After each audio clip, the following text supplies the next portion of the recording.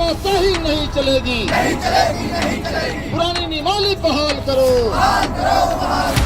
शिक्षा चयन आयोग पंचवर्षीय योजना चला रही है। 2022 की वैकेंसी और अब 2026 में आ रही है। बेरोजगारों की आवाज सरकार गंभीरता से ले, वरना 2027 में हम लोग गंभीरता से अगर ले पाए ना तो फिर समझ में आ जाएगा सरकार। चुनाव हरवाने की बात कर रहे हैं। अब भाई हरवाएंगे नहीं, लेकिन जीतने नहीं देंगे। बिना किसी पूर्व सूचना के बदलाव कर दिए। उसके चलते करीब यूपी टीजीटी पीजीटी में 5 लाख से अधिक अभ्यर्थी जो है परीक्षा से बाहर हो रहे हो, फॉर्म ही नहीं डाल पाएंगे। हमें उनकी नई नियमावली से कोई प्रॉब्लम नहीं है, बट वो जो आने वाली वैकेंसी है उसमें हमें एक चांस दे वो। तो कहना है कि 1 वर्ष के लिए छूट मिलनी चाहिए। हाँ, जो ये अभी वैकेंसी आने वाली है 24,000 समथिंग, तो उसमें हमें बस एक चांस चाहिए।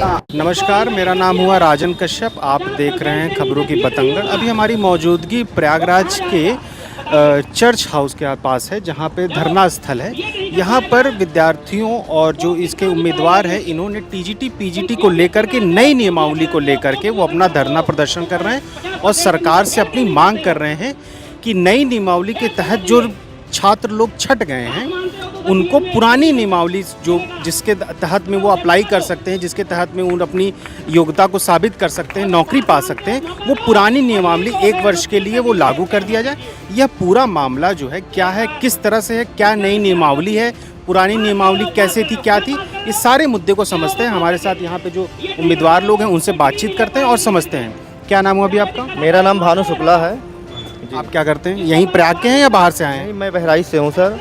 आप बहराइच से आए हैं धरना देने? हम लोग यहीं पे रह के तैयारी करते हैं। और हम लोग का मामला ये है कि हम लोग यूपी टीजीटी पीजीटी के पीड़ित छात्र हैं। 2022 में जब विज्ञापन आया था तब हम लोग योग्य थे, लेकिन सीटें बहुत कम थीं। हम लोग के सब्जेक्ट में 148 146 सीटें थीं। तो हम लोग इस उम्मीद के साथ निरंतर तैयारी करते रहे कि इसमें सीटें कम हैं, कोई बात नहीं, मेहनत किया जाएगा तो आने वाली वैकेंसी में हम लोग सफलता प्राप्त कर लेंगे। लेकिन 2022 का जो विज्ञापन था उसका एग्जाम आप करा रहे हैं 2026 में। 4 साल से भी ज़्यादा का समय हो गया। हम लोग एक उम्मीद के साथ पढ़ते रहे कि अगर उसमें नहीं हो रहा है, कम सीटें हैं, तो आने वाले विज्ञापन में जो 23,000 से अधिक भर्ती आ रही है, हम लोगों को सफलता जरूर मिलेगी। अब बताइए, हम लोग 4 साल से अधिक समय तक एक ही विषय पढ़ रहे हैं। यूपी टीजीटी की हम लोग तैयारी कर रहे हैं। मेरा कला विषय है। अब कला विषय के अलावा मैंने इसमें एक सवाल बनता है जी पूछिए कि जो 22 की जो वैकेंसी थी उसमें जो नोटिफिकेशंस आए थे और आज जो वैकेंसीज आने वाली है और जिसका नोटिफिकेशन आने वाली है, तो इसमें ऐसा क्या मामला है जिसको आप लोग धरना प्रदर्शन के तौर पे अपनी मांग लागू करना चाहते हैं? 104 साल 103 साल से करीब जो पुरानी नियमावली है उसी के आधार पर परीक्षा हो रही, सनातन से चली आ रही नियमावली है, उसको अचानक से बिना किसी पूर्व सूचना के बदलाव कर दिए। उसके चलते करीब यूपी टीजीटी पीजीटी में 5 लाख से अधिक अभ्यर्थी जो है परीक्षा से बाहर हो रहे हो, फॉर्म ही नहीं डाल पाएंगे। तो ऐसे में अब हम लोग के सामने ये है कि हम लोग कहाँ जाएं? एलिजिबल ही नहीं रहेंगे फॉर्म भरने के। जो अभी एग्जाम हुआ है 22 वाले विज्ञापन के आधार पे, आप 26 में एग्जाम करा रहे हैं, हम लोग पात्र थे।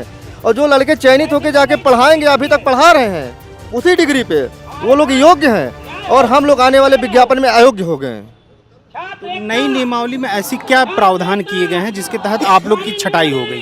कुछ सब्जेक्ट ऐसे थे भैया जिसमें विशेष डिग्री के चलते हम लोग को मौका मिलता था, लेकिन अब उसमें अचानक से ऐसे परिवर्तन कर दिए गए, बीएड लागू कर दिया गया। तो अब बीएड करने में और योग्यता पूरी करने में कम से कम हम लोग को 5 साल का समय लगेगा। बीएड मान लीजिए 2 साल का, और अगर हम बीएफए करने जाएंगे तो 3 साल, उसमें 4 साल ले लीजिए, तो 5 से 6 साल समय हम लोग को योग्यता पूरी करने में लग जाएगा। और आपकी वैकेंसी कभी 5 साल कभी 4 साल पे आती है। और 22 का विज्ञापन था, आप एग्जाम करा रहे हैं 26 में, और अभी नोटिफिकेशन आया नहीं है। नोटिफिकेशन आने वाला है।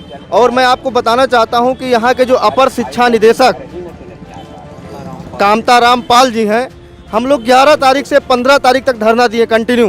15 को आए, शिक्षा सेवा चयन आयोग से भी जो है पदाधिकारी आए, निदेशालय से भी आए, माध्यमिक से भी आए। हम लोगों से आकर उन्होंने हमारा ज्ञापन लिया और कहा उन्होंने कि मैं आपकी बात शासन स्तर तक पहुंचाऊंगा और वहां से निर्णय आएगा तो हम आपको मौका जरूर देंगे। लेकिन हम लोग के साथ छल किया उन्होंने। छल ये किया कि हम लोग इस तपती धूप में 42 से 45 डिग्री टेम्परेचर में बैठे रहे और आके आप हमारा लेटर लेके चले गए, लेकिन अभी तक वो शासन के पास हम लोग का लेटर नहीं भेजे थे।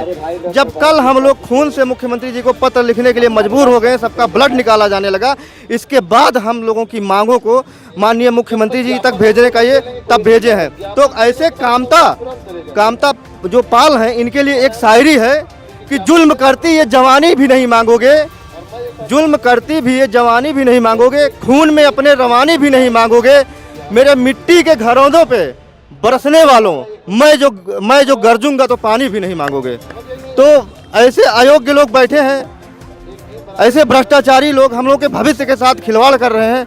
बताइए क्या इनके बच्चे नहीं, इनका परिवार नहीं, इनको ऐसा करना चाहिए हम लोग के साथ? सवाल इसमें बनता है कि जैसे आप लोग प्रशासन को अपना विज्ञापन दे रहे हैं, ज्ञापन दे रहे हैं, उधर से कोई जवाब आया है या अभी नहीं आया है? कुछ भी नहीं आया है?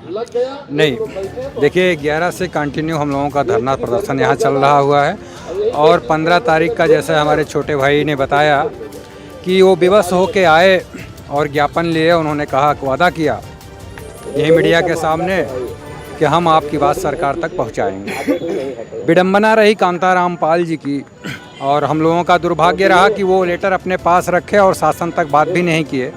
और कल जैसे हमारे छोटे भाई ने अभी बताया कि हमने खून से पत्र लिखने की बात की, तो शासन प्रशासन सख्ते में आया और कहने लगा कि आपका लेटर मैं भेज दिया हूँ। और व्हाट्सएप पे मैसेज आया युवा मंच के अध्यक्ष माननीय अनिल सिंह जी के नेतृत्व में, जो हम लोग यहाँ पे धरने पे बैठे हुए हैं, तो उन्होंने उस चीज़ से अवगत कराया। लेकिन कांताराम पाल जी इतनी बड़ी निष्क्रियता, इतनी बड़ी बच्चों के साथ 45 डिग्री के टेम्परेचर में, चिलचिलाती धूम में चलती हुई गाड़ियों में एसी में बैठ के आते हैं। हम तो ऊपर भी 45, नीचे भी 45। मेरे दर्द को, मेरे मर्म को क्या वो नहीं समझते हैं? किस हालात में यहाँ बच्चे आ रहे हैं और हम लोगों की उम्र है, ये बताइए। कोई 35 का है, कोई 40 का है, कोई 45 का है। इस डिग्री के माध्यम से अगर अपना भविष्य और अपने बच्चों का भविष्य हम सजोने का सपना देखे हैं 2022 से, और उसमें जितनी हमको मेहनत करनी पड़ी हमने किया। लेकिन पिछली वैकेंसी में, जैसा कि आप लोग भी जानते होंगे, बहुत कम सीटें हैं, लिमिटेड सीटें हैं।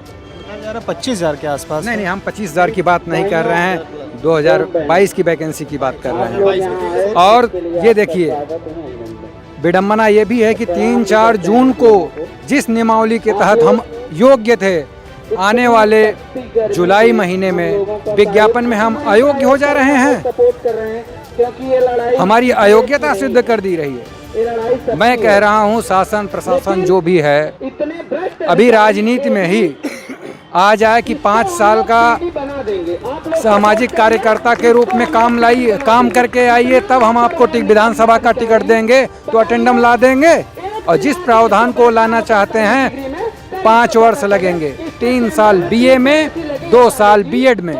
तो हम इस मुकाम पे खड़े हैं, मुझे एक मौका दे दीजिए। और बाबा जी से विनम्र निवेदन है कि मेरे मर्मों को समझे। शिक्षा चयन आयोग पंचवर्षीय योजना चला रही है, 2022 की वैकेंसी और अब 2026 में आ रही है। उसमें भी छटनी किया जा रहा है। जो पुरानी नियमावली है जिसके तहत जो अभ्यर्थी उसके लिए एलिजिबल थे, उनको इस चीज़ से बेदखल कर दिया जा रहा है। नई नियमावली क्या है वो हम जानते हैं। नई नियमावली ऐसा क्या है जिसके तहत आप लोग हट गए? देखिए, हमारी सीधी 1 मिनट में पूरी वार्ता है।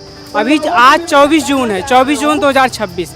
आज से 20 दिन पहले 4 जून को हम लोगों का 2022 का पेपर 4 जून को हुआ। 20 दिन पहले, मात्र 20 दिन पहले हम लोग योग्य थे। जो 4 जून को पेपर दिए हैं, जो उसमें सेलेक्ट होंगे, जो टीचर बनेंगे, वो योग्य हैं इसी जून महीना 2026 में ही। और आगामी आज 20 दिन हो गया है पेपर को हुआ, और आगामी 20 दिन में विज्ञापन भी आ जाएगा।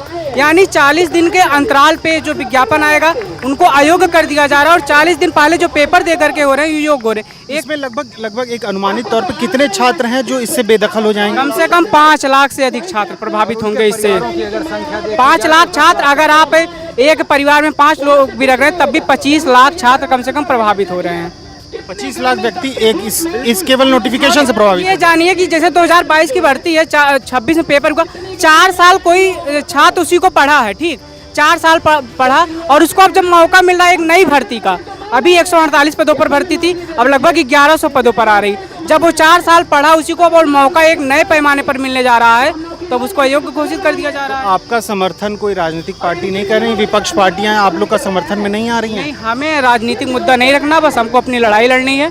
अब सरकार हमारी बातों को माने, क्योंकि सरकार को ही करना, प्रशासन को ही करना है, तो हमारी बातों को माने। हमें यहाँ कोई शौक नहीं है कि हम यहाँ आकर धूप में बैठे आंदोलन करें या किसी के खिलाफ कुछ बोले। ज्ञापन कितने दिन से आप लोग हैं यहाँ पे? हम लोग 11 जून से अनवरत धरने पर बैठे थे। 15 जून को हम लोगों को जो शिक्षा सेवा चयन आयोग से उप सचिव संजय सिंह आए, एडी निषेधक कांताराम पाल जी आए, हम लोगों का ज्ञापन लेके गए और कल हम लोग खून से पत्र लिखने जा रहे थे, तब हम लोगों का पत्र मुख्यमंत्री जी को भेजा गया है। अब आगे क्या कार्रवाई होगी उसका जवाब हम लोग मांग रहे हैं। क्या नाम हुआ आपका? मेरा नाम नेहा सिंह है। क्या कर रहे इतनी गर्मी में यहाँ पे? यहाँ पे हम लोग जो टीजीटी पीजीटी जो प्राविधिक कला को बाहर किया गया है उसके लिए कि वो पुरानी नियमावली से ही करवाए, तो हम लोग यहाँ पे धरना दे रहे हैं। इसमें एक चीज़ समझना था कि ये क्या विषय से आधारित है क्या, कि कुछ पिछले बार इंग्लिश लिटरेचर और को लिया गया था, इस बार इनसे नई नियमावली ऐसी क्या है जिसके तहत आप लोग बाहर आए? नई नियमावली में उन्होंने बीएड लागू किया, तो बीएड लागू करने की मतलब बीएड जो होगा, बीएड करने के लिए हमें 5 साल लगेगा। अगर किसी ने टेक्निकल आर्ट किया है, वो 12th से है, तो फिर वो ग्रेजुएशन करेगा, 3 साल का ग्रेजुएशन, फिर बीएड करना पड़ेगा 2 साल का। अभी 5 साल को टाइम भी नहीं है हमें। उनकी नई नियमावली से कोई प्रॉब्लम नहीं है, बट वो जो आने वाली वैकेंसी है उसमें हमें एक चांस दें। वो आप लोग का कहना है कि 1 वर्ष के लिए छूट मिलनी चाहिए। हाँ, जो ये अभी वैकेंसी आने वाली है 24,000 समथिंग, तो उसमें हमें बस एक चांस चाहिए। हमको उनकी नई नियमावली से कोई प्रॉब्लम नहीं, वो लागू करें, लेकिन एक चांस हमें दें। तो ऐसे कोई शासन प्रशासन से आप लोगों ने लिखित पत्र में दिया है, उधर से कोई जवाब आया है कि नहीं आया? यहाँ पे 11 तारीख से धरना चल रहा है, तो 15 तारीख को शिक्षा निदेशालय से और आयोग से आए थे, तो उन्होंने हमारा जो लेटर है वो लेके तो गए, तो उन्होंने कहा हमें 2-3 दिन का टाइम दीजिए, तो लेकिन वो क्या किए, वो कूड़े में फेंक दिए, तो उन्होंने वो लेटर आगे ही नहीं बढ़ाया। मुझे सुनने में आया कि यहाँ से आप लोग खून से पत्र लिखने वाली थे। हाँ, कल ऐसा हुआ तो उन्हें लगा कि ये ज्यादा हो जाएगा, तब कल 15 तारीख को जो लेटर दिया गया था वो 24 तारीख को उन्होंने भेजा आगे सीएम के पास। मुख्यमंत्री सीएम से कोई जवाब नहीं आया? नहीं, अभी कोई नहीं, क्योंकि लेटर कल गया। अगर ये 15 तारीख को जाता तो शायद जल्दी उधर से जब तक जवाब आ जाता। अभी आपने कल ही भेजा है, तो हो सकता है 2-3 दिन में आ जाए या उसके बाद आ जाए। जी, इस चीज़ को लेकर के आप लोग यहाँ पर हम पुरानी नियमावली को बहाल करने के उद्देश्य से धरना प्रदर्शन पर बैठे हैं, टीजीटी पीजीटी, जिसमें आयोग नए नियमों के तहत बीएड और शायद टेट भी लगाना चाह रहे हैं। और पहले क्या होता था कि लोग प्राविधिक कला करके डायरेक्ट जॉब पा जाते थे, टीजीटी की परीक्षा में शामिल हो जाते थे, क्योंकि प्राविधिक कला को बीएड के समकक्ष का दर्जा दिया गया था। अब जब प्राविधिक इसमें डीएलएड भी रखा गया था? नहीं, इसमें डीएलएड नहीं, डीएलएड नहीं रखा गया था। डीएलएड और बीएड तो वो अलग चीज़ हो जाती है, वो प्राइमरी और जूनियर उसके लिए हो जाता है। लेकिन ये प्राविधिक कला को ही बीएड का समकक्ष की मान्यता दी गई थी, लेकिन जब ये हटा देंगे अब, तो फिर उसके बाद तो हम बाकी लोग जो करके बैठे हैं उनके भविष्य का क्या होगा। कांग्रेस के एक नेता विधायक मतलब नेताजी विवेकानंद जी हैं, इनसे भी बातचीत करते हैं। बहुत दिन बाद आप आए इन लोग की हालचाल लेने? नहीं, हम शहर में नहीं थे और अनिल भाई से हमारी बातचीत हमेशा हो रही थी और ये बहुत दिनों से इस आंदोलन को चला रहे हैं। इलाहाबाद के प्रतियोगियों की आवाज़ है, तो हम लोग को पूरा भरोसा है इन पे। हम लोग शहर में नहीं थे और जैसे ही शहर में आए हैं हम इनके पास आए हैं। अब एक चीज़ बताइए, लगभग 12-15 दिन से ये लोग धरना प्रदर्शन दे रहे हैं और सरकार इनकी सुन नहीं रही है। इन्होंने ज्ञापन तक दिया, सरकार उन तक मतलब अधिकारियों ने सरकार तक इनका ज्ञापन तक नहीं पहुंचाया।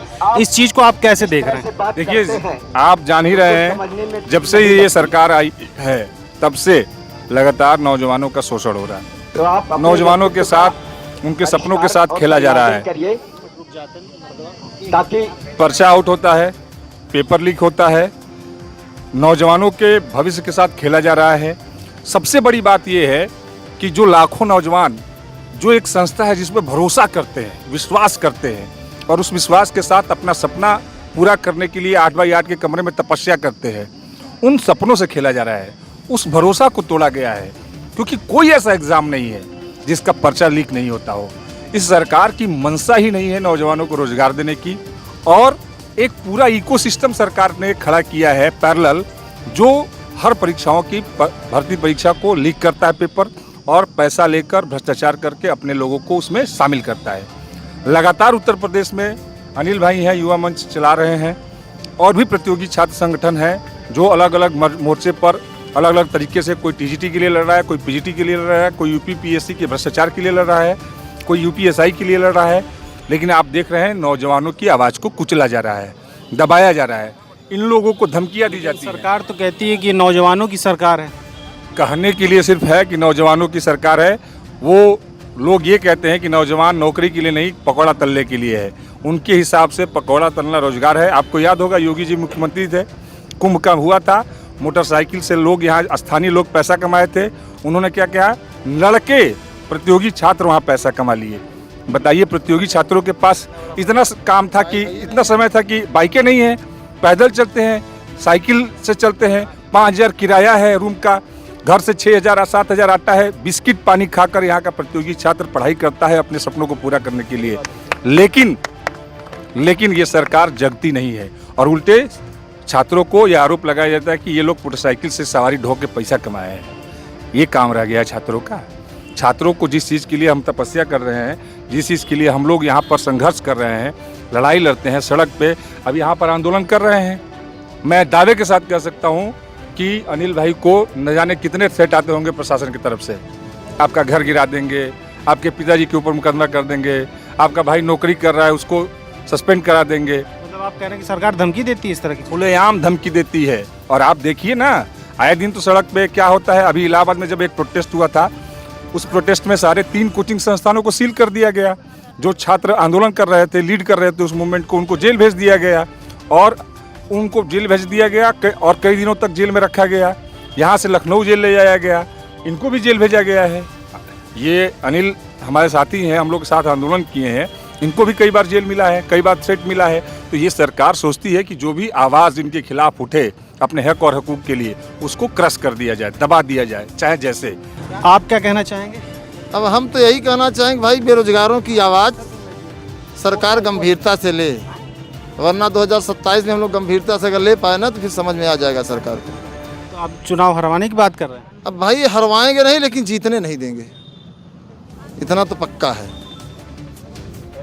धमकी है कि क्या है, हौसला है, क्या है? भाई धमकी है, क्योंकि सरकार जानती है कि जिस ओर जवानी चलती है वो जमाना चलता है, और हमारे साथ नौजवान हैं, और नौजवान है तो फिर हम जिस भी सियासत को चाहेंगे उल्टा सीधा कर देंगे। सरकार तो राहुल गांधी को युवा नहीं मानती, आप कह रहे हैं भाई आप नौजवान। सरकार नहीं मानती ना, हम लोग तो मानते हैं कि भाई युवा हैं। अब सरकार, मोदी जी भी तो कहते हैं कि मेरे नौजवान साथी, मोदी जी 76 साल के नौजवान हैं और राहुल गांधी जो है 65 साल के 60 साल के हैं, तो बूढ़े हो गए।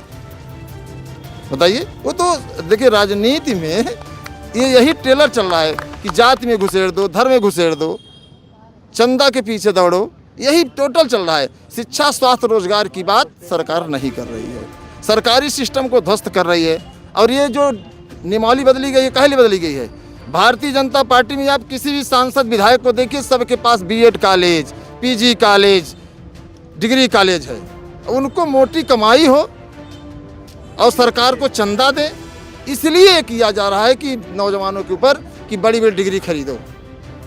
वरना जो सनातन से, सरकार कहती है कि हम सनातनी हैं, और आज सनातन के साथ खिलवाड़ किया जा रहा है। जो 105 वर्षों से नियमावली आई है, उसी नियमावली की जो है बदल रहे हैं। अब फिर कहेंगे हम सनातनी हैं, तो सनातन के नियम कानून को हस्तक्षेप आप कर रहे हो। अब बाद में अगर कोई बोलता है तो कहते हैं सनातन विरोधी है, टेररिस्ट है, पाकिस्तानी है, फलाना है, उल्टा सीधा कहते हैं।